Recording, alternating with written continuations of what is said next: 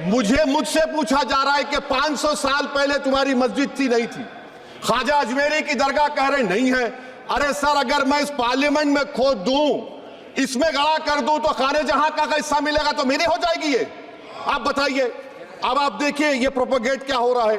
अच्छा, जो तब्दीली मजहब का कानून, तब्दीली मजहब, मैं तब्दील मजहब नहीं कर सकता, सरकार से पूछना पड़ेगा मुझे अपना मजहब बदलने के लिए। अगर अंबेडकर आज जिंदा होते तो बाबा साहब को भी कहते कि आप जाकर परमिशन लो, तब मजहब बदलना पड़ेगा आपको। ये हालात आज यहां पर पैदा हो चुकी है। Sir, Asauddin Owaisi. Time. Thank you, sir.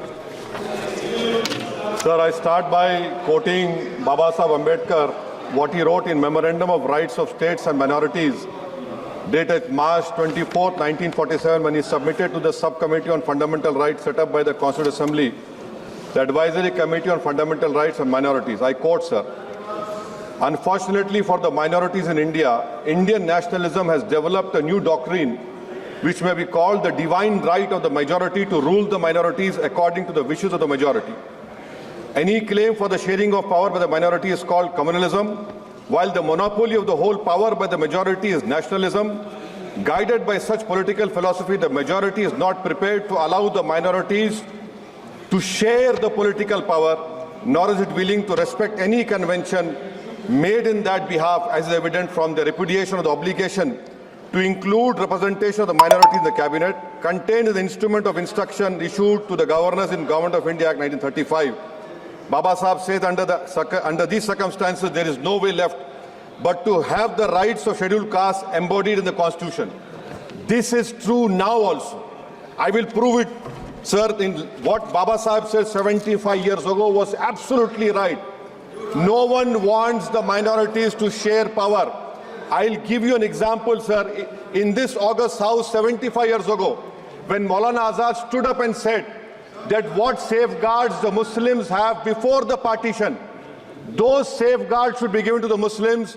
That was political representation, reservation. You know what Sardar Patel instructed Mr. Abid Hussain and Begum Ezaz Rasool to censure Maulana Azad. And Maulana Azad felt claustrophobic. And Maulana Azad said that this Constituent Assembly has become a new prison for me. Maulana Azad said this in the Constituent Assembly, sir. Now what we see is that, sir, आप देख रहे हैं कि उसके बाद जो constituencies को बनाया गया असेंबली और पार्लियामेंट की हदबंदी हुई, वो इस तरीके से उसको तरतीब दी गई कि अक्सरती तबके के लोग जीत जाएं और मुस्लिम अक़लियत के लोग कामयाब होने में बड़ी मुश्किलात पेश आए।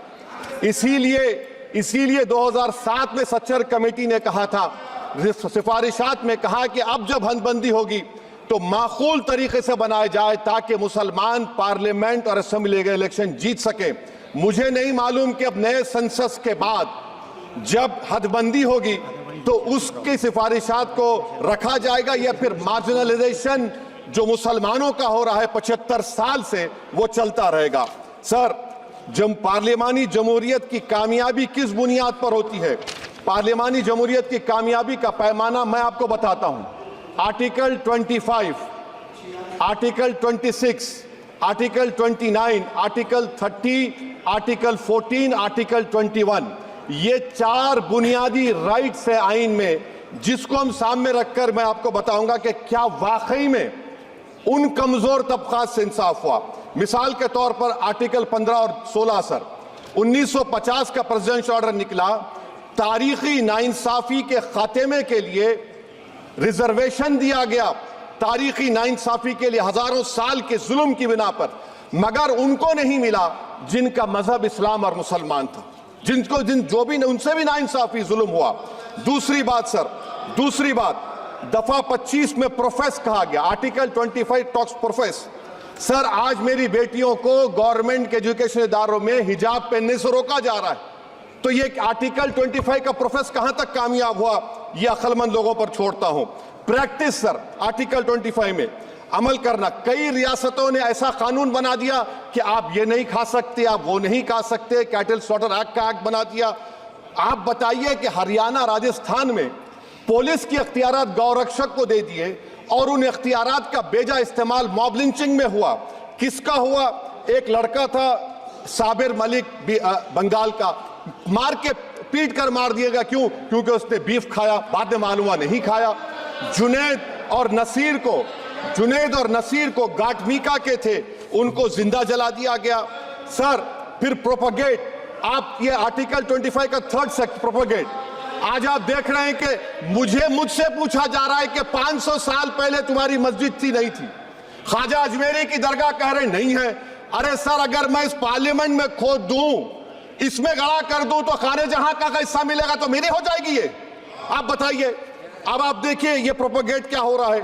अच्छा, जो तब्दीली मजहब का कानून, तब्दीली मजहब, मैं तब्दील मजहब नहीं कर सकता, सरकार से पूछना पड़ेगा मुझे अपना मजहब बदलने के लिए। अगर अंबेडकर आज जिंदा होते तो बाबा साहब को भी कहते कि आप जाकर परमिशन लो, तब मजहब बदलना पड़ेगा आपको। ये हालात आज यहां पर पैदा हो चुकी है। सर आर्टिकल 26 देखिए, it gives religious denomination the right to establish and maintain institution for religion charitable. वजीर आजम कहते हैं कि वक्फ का ताल्लुक संविधान से नहीं है।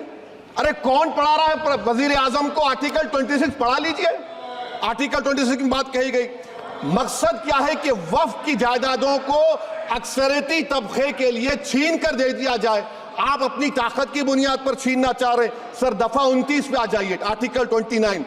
लैंग्वेज का, जबान का तहफ्फुज़ है, उर्दू को खत्म कर दिया गया। वो उर्दू जिसके हमारे मुजाहिदीन आजादी ने नारा दिया था, इनकलाब जिंदाबाद का, उस जबान को आप खत्म कर रहे हैं।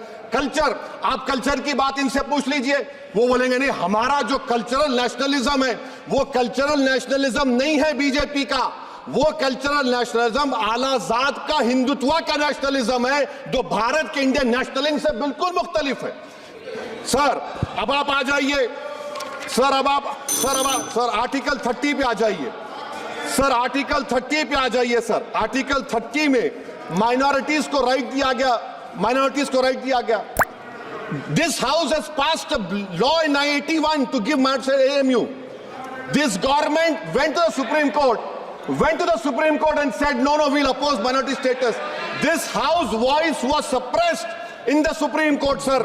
That is why I say that the executive has argued contrary to the parliament. Sir, right to life तो उस वक्त भी था। मैं आपको मिसाल दे रहा हूं। सर दिसंबर 63 में, 63 में कश्मीर में रसूलुल्लाह सल्लल्लाहु अलैहि वसल्लम के मुंह मुबारक की चोरी हुई तो पूरे देश में, sir only 2 minutes, sir, Please wind up. Only 2 minutes, sir. Please, sir, only 2. Time is not the Prime Minister has Sir, to... I'm concluding, sir. I'm concluding. Ajaz Sahab, I'm concluding. Please, he has to reply. Listen Please. to me, sir. Sir, my Shikwa Hind Bayan. 1 minute. I'll conclude, sir. 2 minutes. Now, in Article 20, after that in 63, 8 lakh Muslims were pushed into East Pakistan. What has changed? Please tell me. 2013, Muzaffarnagar, 50,000 were shifted.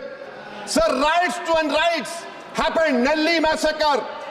Hashimpura, Maliana, Mumbai 93, Ahmedabad 69, Gujarat 2002, 22, Delhi 84, Delhi. Nothing has changed, sir. Lastly, sir. Please. Lastly, sir. On judiciary, sir, I'm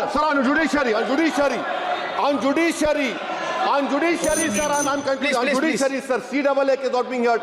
2 sitting chief ministers get bail, but Stan Swamy died in the prison, sir.